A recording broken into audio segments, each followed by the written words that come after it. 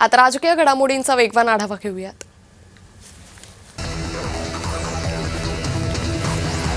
शिवसेना पक्ष आणि चिन्हासंदर्भात सुनावणी संपली। पुढची सुनावणी बुधवारी होण्याची शक्यता आहे। कपिल सिब्बल यांनी युक्तिवाद करण्यासाठी वेळ मागितलाय। राहुल गांधी लवकरच महाराष्ट्र दौऱ्यावर येणार असल्याची माहिती आहे। महाराष्ट्रात काँग्रेसची भूमिका बळकट करण्यासाठी त्यांचा हा दौरा असेल। मंत्र्याचं कर्तव्य चंद्रशेखर बावनकुळेंनी योग्य रीतीने पार पाडले। ते ओबीसी मंत्री आहेत म्हणून त्यांना टार्गेट करणं योग्य नाही। मुख्यमंत्री फडणवीसांनी बावनकुळेंवर होणाऱ्या आरोपांवर प्रतिक्रिया दिली। अहिल्यानगरच्या धीरज परदेशी हत्या प्रकरणी गोपीचंद पडळकरांनी मुख्यमंत्र्यांची भेट घेतली। सरकारी वकील नेमून खटला जलद गतीने न्यायालयात चालवण्याची मागणी केली। अण्णासाहेब पाटील आर्थिक विकास महामंडळाचे अध्यक्ष नरेंद्र पाटील यांनी हाकेंवर टीका केली।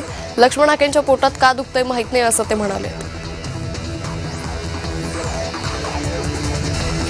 राष्ट्रवादीचे खासदार सुनील तटकरे यांनी केंद्रीय पर्यटन मंत्री गजेंद्र सिंग शेखावत यांची भेट घेतली। रायगडच्या किनारपट्टीवरील पर्यटन क्षमतेला व्यापक व्यासपीठ मिळावे यासाठी प्रस्तावित प्रकल्प मंजूर करण्याची मागणी केली। भाजप आमदार विक्रम पाचपुते मुख्यमंत्री फडणवीसांची भेट घेतली। कृत्रिम पनीरवर बंदी घातल्याने मुख्यमंत्र्यांचे पाचपुतेंनी आभार मानले। भाजपच्या वैभव खेडेकरांना रायगडमधील मनसैनिकांनी उत्तर दिले। राज ठाकरे यांच्या मुंबई गोवा महामार्ग पाहणी दौऱ्यावर वैभव खेडेकर यांनी टीका केली होती। जात प्रमाणपत्र देणं आमचं काम आहे, तपासणीचे अधिकार आम्हाला नाही। मनोज जरांगेंच्या आरोपांवर मंत्री बावनकुळेंनी प्रतिक्रिया दिली। आदिवासी आश्रमशाळांकडे सरकारचं लक्ष नाही। आदिवासी विभागात मोठा भ्रष्टाचार सुरू आहे असा आरोप हर्षवर्धन सपकाळ यांनी केलाय। राष्ट्रवादी काँग्रेसच्या महिला प्रदेशाध्यक्ष वैशाली नागवडे यांनी पदभार स्वीकारला। वैशाली नागवडे यांनी पक्षातील महिलांशी संवाद साधला। तिरंगा यात्रेवर काँग्रेसनं प्रश्न उपस्थित करून राष्ट्रभक्तीचा अवमान केल्याची टीका भाजपचे राम कुलकर्णींनी केलाय।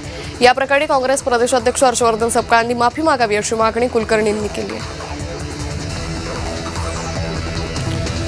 राष्ट्रवादीच्या ठाण्यातील पक्षबांधणीबाबत लवकरच निर्णय होणार आहे। आनंद परांजपे यांच्या शिवसेना पक्षप्रवेशानंतर अतिरिक्त जबाबदारीबाबत चाचपणी सुरू आहे।